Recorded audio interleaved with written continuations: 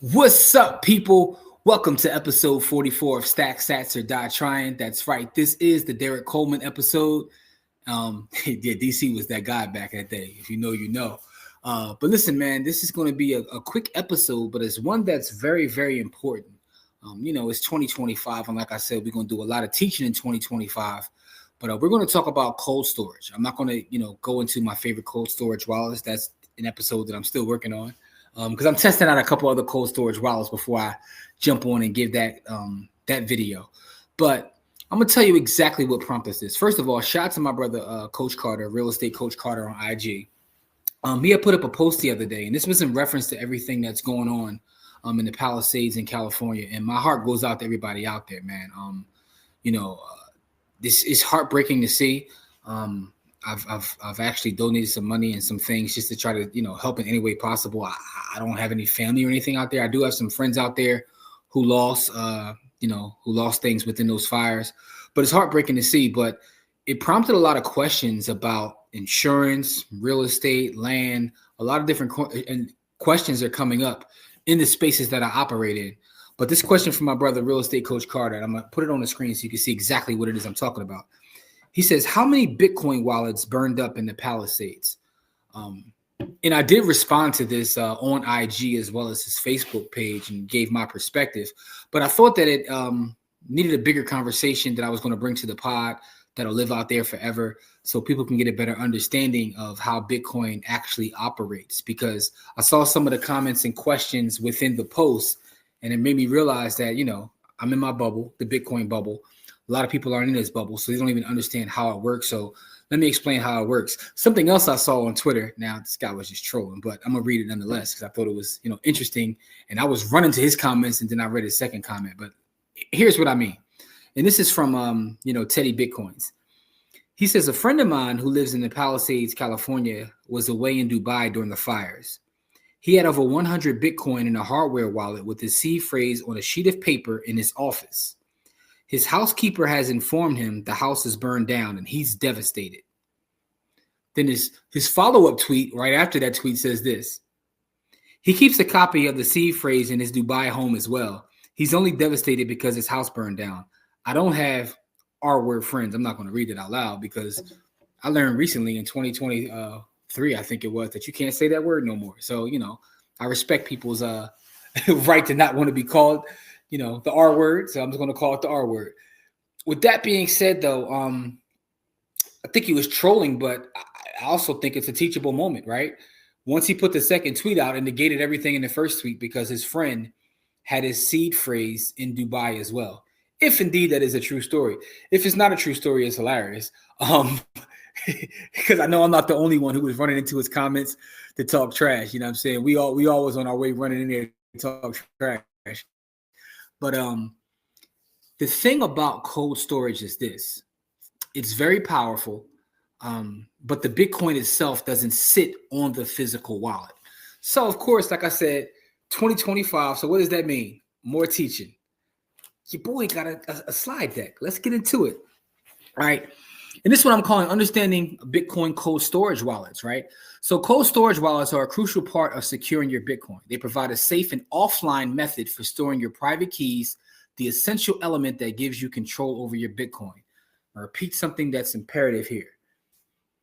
An offline method. That's the thing about cold storage. When you get a wallet, you can get a hot wallet that you can find right on the App Store that still allows you to take your assets off of the exchange. But then you have cold storage that's offline, right? Now, let's talk about this, right? Because the thing about having cold storage is a lot of people actually believe the physical Bitcoin sit directly on the wallet. So they walk around with their, USB stick. A lot of people use ledgers now. Don't know why. If you got Bitcoin, you put it on a ledger, but I digress. And they walk around and think that the actual Bitcoin sits on the cold storage wallet, and it absolutely does not, right? We have what's known as the Bitcoin blockchain, right? So Bitcoin, we always talk about this, is a network. It's a blockchain. The Bitcoin blockchain is a distributed public ledger that records all Bitcoin transactions, ensuring transparency and immutability. Anytime you run a node, you have a full copy of the entire blockchain on said node, So you can verify every transaction that's ever been made since the beginning of Bitcoin. But also a part of that is your private keys. Your private key is a unique code that grants you ownership and control over your Bitcoin address on the blockchain. The actual Bitcoin sits on the blockchain. The only way to move Bitcoin is to have those private keys that give you control over said Bitcoin. Hope that kind of makes sense to you, right? The Bitcoin sits on the blockchain. What the private key does is it gives you control over that Bitcoin. Now you have a public key and you have a private key.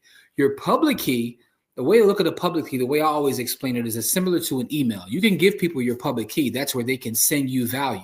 But you never give anyone your private key. That's what controls how your value moves, right?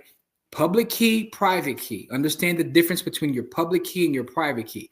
Because I've also seen people freak out about their public key, thinking that if someone gets their public key, they're in trouble. But no, if you go to any of your exchanges or your wallets and you say hit receive and it gives you a public key, you can share that. What you don't want to share is your 12 or 24 words. You do not want to share your private key. Now, the role of a cold wallet. And the thing about a cold wallet is this. I know a lot of people feel like as long as they get a hot wallet, they're fine because they're removing it from the exchange, because everyone says not your keys, not your cheese, not your Bitcoin, if you don't control the Bitcoin in your own wallet, people say you don't own it. And what they do is they run to a hot wallet. And there's a lot of good hot wallets out there, Trust Wallet, Blue Wallet, Exodus, all the various wallets that people use. But the fact of the matter is cold storage is still the best because it's not connected to the internet. You want something that's not connected to the internet. So here's the role of a cold wallet. It gives you offline security. Cold wallets store your private keys offline, which sheds them from online threats and hackers. Secure storage, they act as a physical container protecting your private keys from unauthorized access. And also transaction authorization is what we're talking about. When you need to send Bitcoin, the cold wallet interacts with the blockchain to verify and authorize the transaction. So your cold wallet is authorizing the ability for you to move value. That's why it's important. And that's also why you never give it to anyone, because if anyone gets their hands on your private wallet, that gives them the ability to move it, right? The public key doesn't do that, but the private key does do that. Public key, private key. Just remember those two things. Public key, private key. There are two different things and they're two different uses. So I want to make sure I make that clear. So here's a good analogy for you, right? Let's look at your bank account, right? The bank account login. Think of your private key as your bank account login, right? Those are your credentials that grant you access to move your funds. So you never give anyone the access to your bank account by giving them your login, right? And the blockchain, look at the blockchain as being your bank. The blockchain is like the bank. It holds your Bitcoin and records all transactions securely and transparently, right? So the blockchain is your bank. What your login does, it gives you control over whatever you have in your bank. This is how you look at Bitcoin. Look at the blockchain as being the bank. This is where your value sits. Your value sits on this blockchain. But in order to move that value, you need to be able to log in. And what helps you log in? Those private keys. Again, I'm going to say this every slide, right? I need you to understand, overstand, you dig? I need all those things. I need you to understand, overstand, and understand me. I need you to understand, overstand, and understand me. Because there is a difference between a private key and a public key, and you never, ever want to give anyone your private key. Right? Will I break your heart? Never. Will we ever part? Never. Can't believe I used to say it. I used to say never. Right? And I'm going to bring it all back home in terms of what happened in the Palisades and why it's important. But there's types of cold wallets, right? You have what's known as a hardware wallet, which a lot of people are familiar with, like the Ledger, the Trezor. The ones that and I'm testing a lot of other wallets, but my favorite wallet will be the Foundation Passport or also the Cold Card. Those are my two favorite. I also do like the hardware wallet that Square made as well. I think that's a dope wallet. I did a whole video on it. You can go back and check out that video, stacksats.trying. But my favorite is probably the Foundation Passport. But it's a physical device that stores your private keys, offering robust security and offline access. There's also what's known as a paper wallet. It's a printed document that contains your private key. It's low cost and it's portable, But you can already see where something can go wrong with that. Now, once you really get into the space, you get to the next level, you can do multi-sig, and you can do some jiggy multi-sig. So what multi-sig is, it requires multiple private keys to authorize a transaction, enhancing security by adding an extra layer of protection. Now, before I lost all of my Bitcoin in a boating accident, my biggest stack I had secured via multi-sig, and those private keys were never in the same place at the same time. So in order for someone to crack the safe, before I lost it all, in a boating accident, before that means someone would have to go get one private key from one space and another private key from another space, which are not even in the same place, to be able to move my Bitcoin from the blockchain. If they didn't do that, it's set on the blockchain, which also means that it was a little bit inconvenient for me. Like if I needed an emergency and I had to move my Bitcoin, it would take me time, to be completely honest. But that to me was my vault. Better safe than sorry. So multi-sig is the next level. And you can also set up a 3 of 5 where you need 3 private keys to move. If you really start to build up a nice stack of Bitcoin, you want to secure it. These are some of the things you got to think about. Again, the great thing about Bitcoin is you can be your own bank. One of the more difficult things about it is that means you are responsible for securing that value. I know we've all seen the article about the gentleman who's trying to go into the landfill to find the hundreds of Bitcoins that he lost. In 2013, a British man accidentally threw away a hard drive. It contained 7,500 Bitcoin. Fast forward to today, the crypto inside that hard drive is worth more than $350 million. His name is James Howells. He's an IT worker from Wales. Over the past 8 years, he's been on a mission to find that hard drive by digging through his local dump. But because he left it on the computer. But the fact of the matter is, if you understand some of these concepts as you're building your stack, you can practice great security. Great security is very, very, very important. So what are the advantages of cold storage wallets, right? It increases security. Cold storage wallets provide a high level of security by keeping your private keys offline, and it reduces the risk of hacking. It gives you protection from malware because, again, you're not connected to the internet. So offline storage prevents malware and viruses from accessing your private keys, and it safeguards your Bitcoin from unauthorized access, and it gives you control. Again, we talk about the idea of control. Cold storage wallets grant you full control of your Bitcoin, right? You have control because you control those keys, and remember, we're not sharing with anyone. And if you go multi-sig, now you need both of my private keys. So, we can really make sure as we build our stack and as we do what we're doing, as we're stacking sats, that we're securing them, because remember, this is valuable and it's going to become more valuable as time goes on. So here's some best practices for you. Select a reputable cold wallet provider. And what I will say is, do not order your cold storage off of Amazon. And repeat that. Do not order your cold storage off of Amazon. Get it directly from the manufacturer. And don't you forget it. I don't care if you use a wallet that I don't personally like. Like if you go to Ledger, go directly to Ledger. Do not order it off of Amazon. And when you get your cold storage, you generate a new wallet address and store your private keys securely. There are a lot of ways. We could do a whole show on just private keys. You can put them on a piece of steel that's fireproof. You can put them on paper. I'm ridiculous with my security, so I put them on steel and paper, and I put it in different locations around the world. Operative word is world there. That's how crazy I am with it. In different area code.